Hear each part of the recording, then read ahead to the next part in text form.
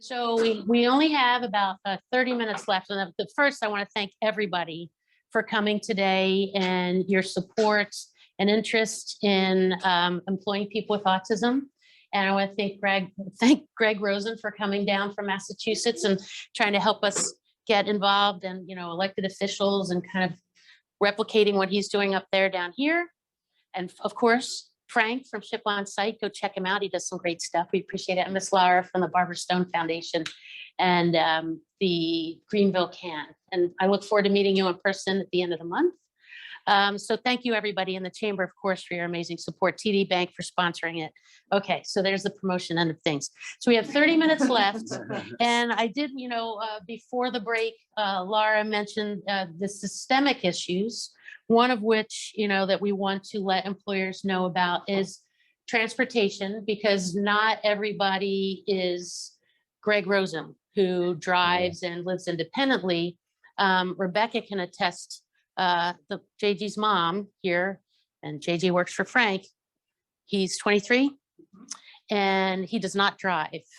And he doesn't have plans to drive. Is that correct? So, and this is not unlike many people with autism. If you think about the sensory overwhelm, I mean, I was terrified when my son got his license. Oh my God. So everything coming at you and being able to focus and, not react and drive off the road, or I don't know, get angry at somebody and want to rear end them. But how do you, I know that Rebecca has to drive JJ or has a neighbor drive him. So Frank, you understand that this is an issue, but Lara, how do you overcome that in your program? And like in even SOS Cares, like, when you're going through this, how do you overcome that barrier? Because there's organizations like here, Neighbor to Neighbor, that might help. Public transportation, at least here, is not great.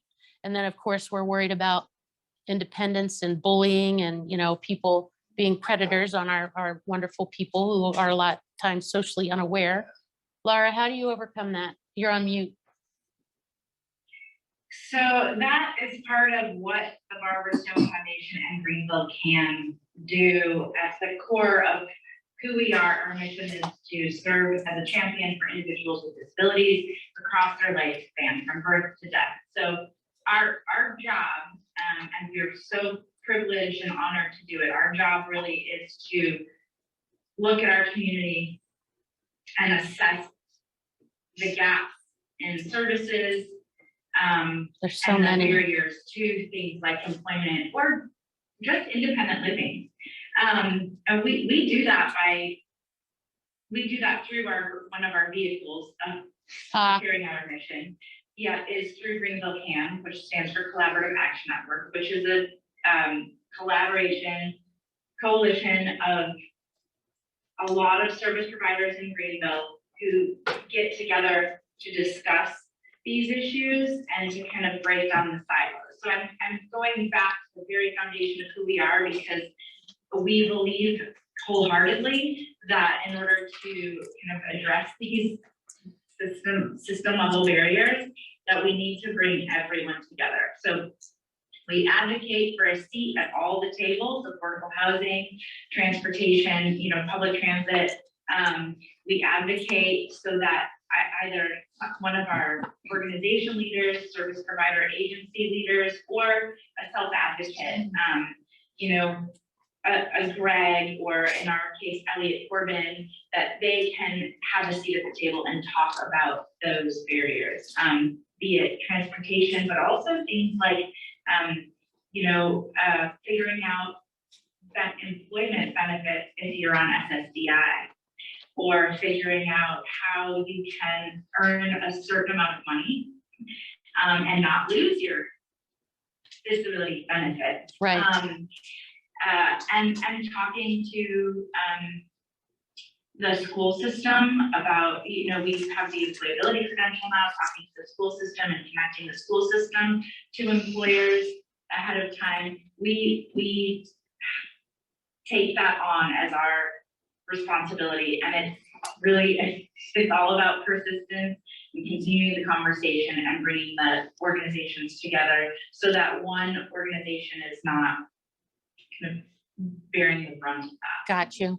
So when in your work, Greg, for, autism employment advocacy and your work with the HMEA and different organizations trying to get people employed with autism, I know that you've run into this transportation issue, so how are you dealing, or, you as the collective you with that? Was that one question? Actually, that's a couple part question again. Sorry. Okay. The focus again. Well, because what we have found is to be very effective is, Stephanie, Rebecca, or Becky step in, right? Is that to have a kind of service where a person with autism or other kind of disability can then be able to use one particular driving service, they can then be able to get to the place of work. Because I know down in South Carolina, they do have that kind of a program there. What if there isn't one? But then also what they have up in Massachusetts for the commuter rail, it's when they have like a train that goes from Worcester with like 17 stops all the way to the heart of downtown Boston. And then also with the T service, which covers like most of the Boston area and stretches out to many of the suburbs, a person with autism can be able to get a 50% discount on the services. Though they need to prove that they have autism or some other kind of major disability, which usually comes from like a licensed professional or a doctor. And then usually they can be able to get that discount. So then that helps a lot with the issue of transportation. Thank you. So go ahead.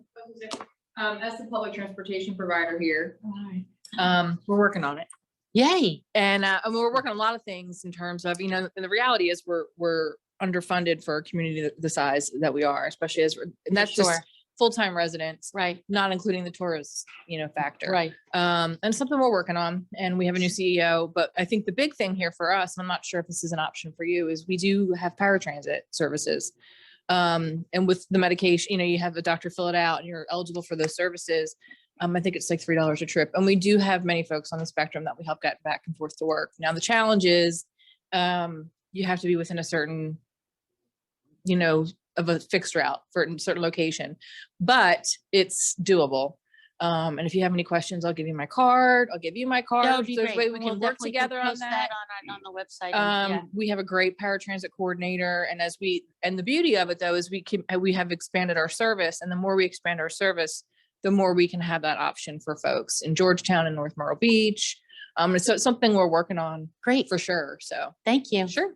SOS Cares, briefly, could you just talk about how, because it's an issue, right? Yeah.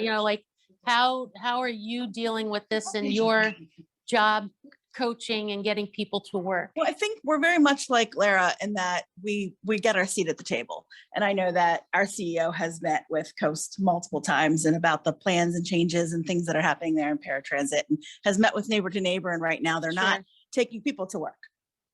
They're taking people to the doctors, but they're not taking people to work. So it's a challenge. Well, and it's probably a human resources challenge, right? For everybody. And for them, it's volunteers, Yeah. because it's all volunteer driven, Right. the other organization. So, we're in the same boat. It's a challenge. It's a challenge for our people to get to work.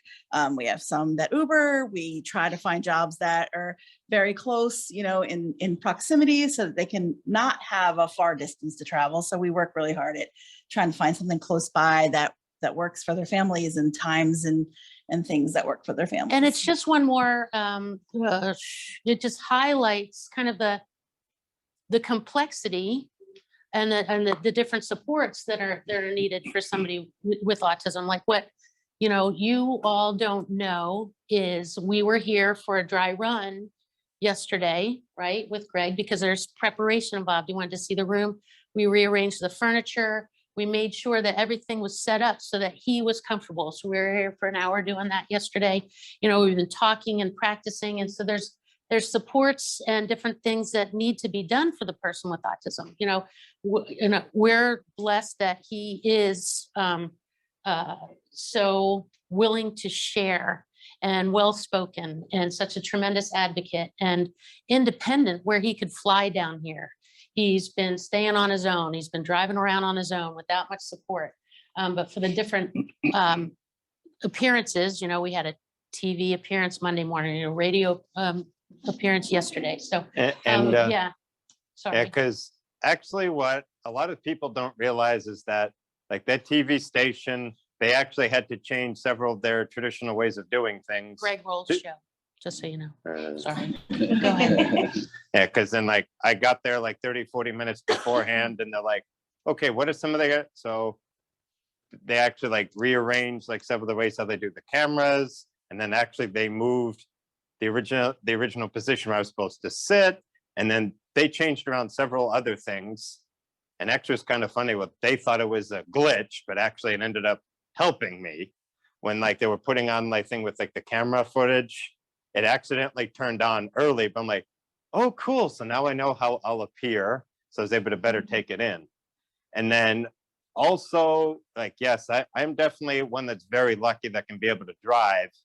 But then usually I need to have a specific type of model of car to be able to know if I can be able to drive it. Because like a lot of the types of cars, they either have like materials in it that, for lack of a better words, cause my system to have a meltdown, or like it does not have like a proper kind of feeling.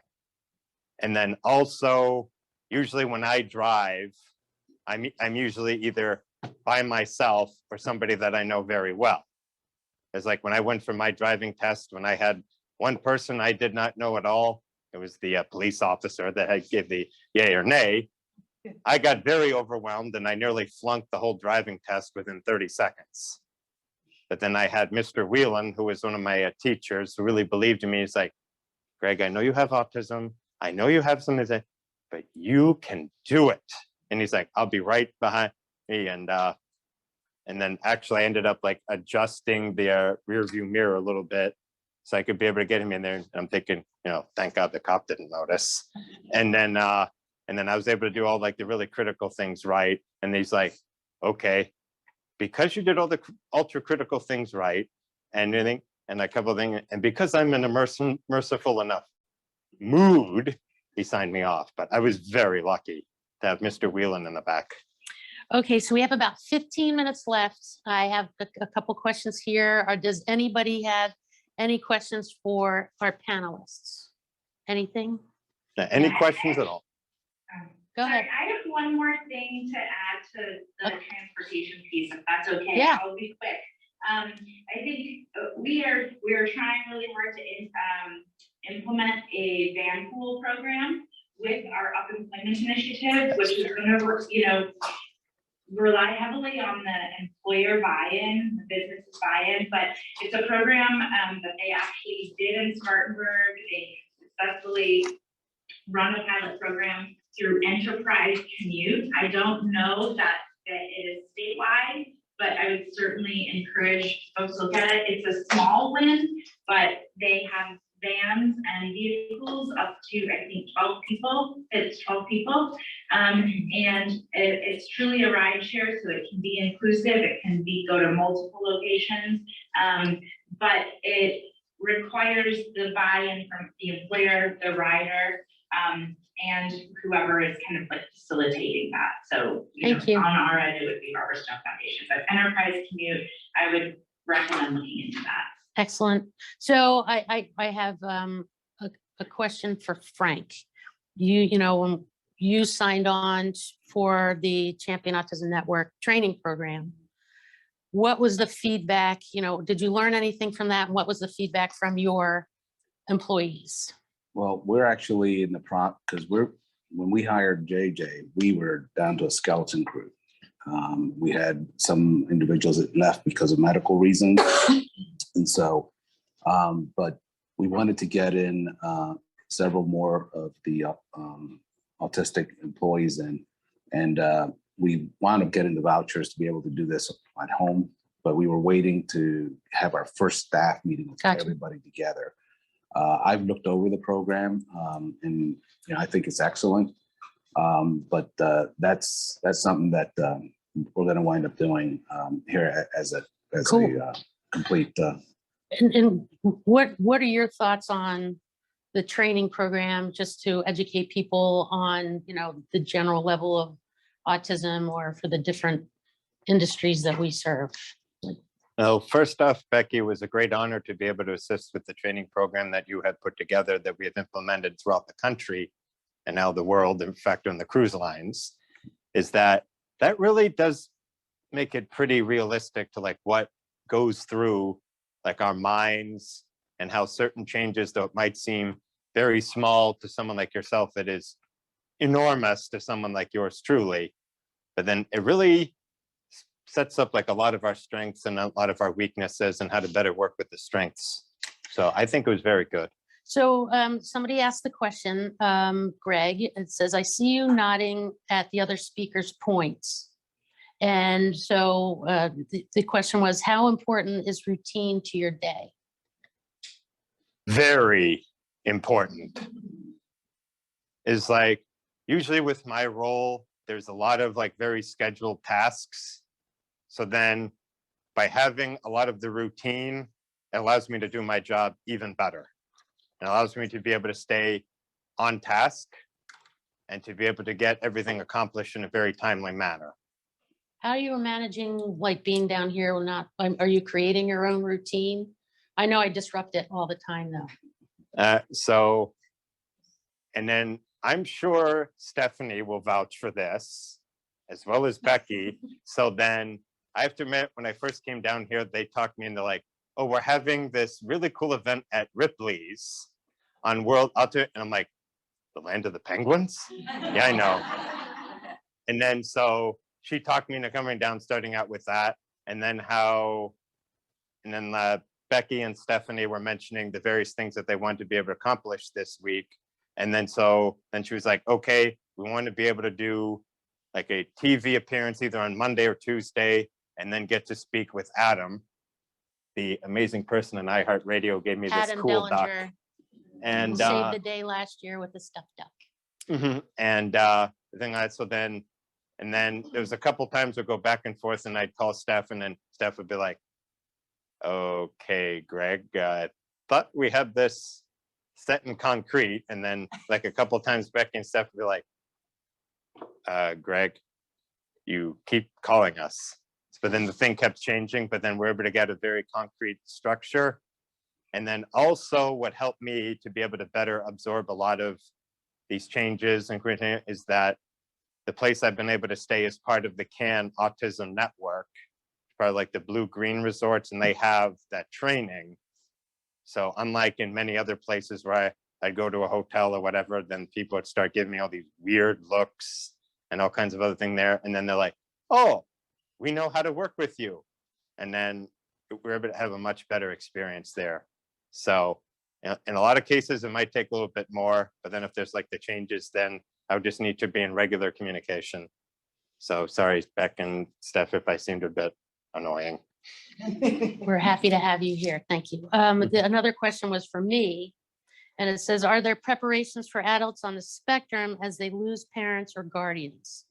And then how effective are current state and federal programs? So, when you have a child on the spectrum or with special needs, I'm always thinking 5 years ahead, right? And I'm sure SOS Cares and Lara can attest to that. You're always trying to think about what's going to happen ahead, what soft life skills are necessary, what do they need to do to be able to succeed and grow and thrive. It's different for everybody because, they say that once you've met one person on the spectrum, you've met one person on the spectrum. So, we encourage you to, meet with an elder law special needs attorney who can help set up trusts or kind of give you a plan. And of course, it's a community, right? You involve your caregivers, your different associations, and different people who can help. Here in South Carolina, my husband has actually helped to write legislation for supported decision-making, which is kind of rather than guardianship and conservatorship, which was kind of the only option and which pretty much stripped the person or the individual of any rights. It kind of sets them up for success on determining what their strengths and weaknesses are and what supports they need to grow and thrive. So that's a newer initiative. I think it's been about 18 or 24 months. It's been instituted here. Every state's different, of course, for that. And then I was looking for kind of, incentives for employers. Here, there's really only one program that offers tax incentives. It's a federal program. SOS Cares might want to, or Lara chime in and let me know if I'm right. But here in South Carolina, I think it's the WOTC program, and that seems to be like the only one. And it's not specific to autism. And so as far as incentives goes for employers, really it's out of the goodness of your heart, which I have found. I relocated here from New Jersey 10 years ago.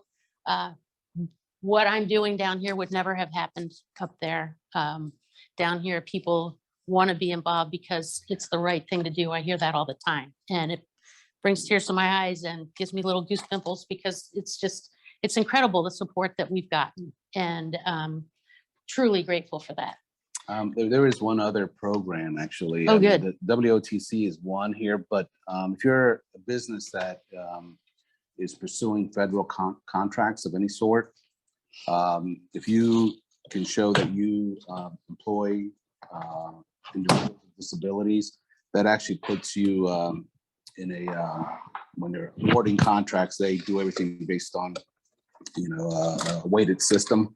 And but there's regulations under the I think it's Section 503 of the Rehabilitation Act of 1973. I wrote it down just in case that came up as a subject. But so it is not from a tax credit standpoint benefit, but it is a pursuing federal contracts and revenue opportunity. So if you can prove that you are in fact a business that supports and employs ADA and individuals, then that's an opportunity there.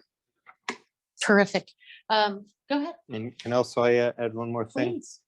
Please. I know this because of all my involvement at the federal government and the state government, because also it was about 7 years ago, there was an expansion to that program at the federal level for contractors, when they had said a federal contractor has to hire so many people with a disability, a veteran status, and such assorted other groups like that.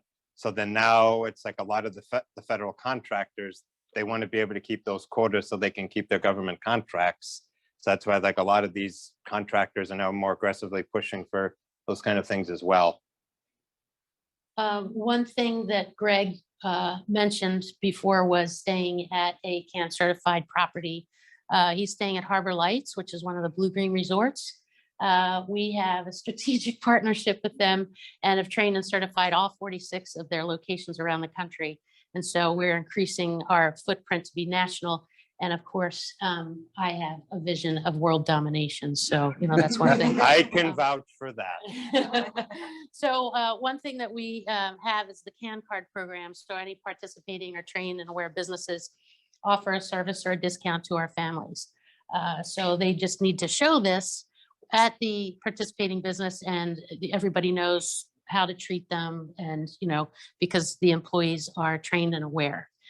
So another shameless self-promotion, but also it's a really great program, and we serve thousands of families around the country and in actually the world. Actually, we have 5 different countries that people travel from to come here.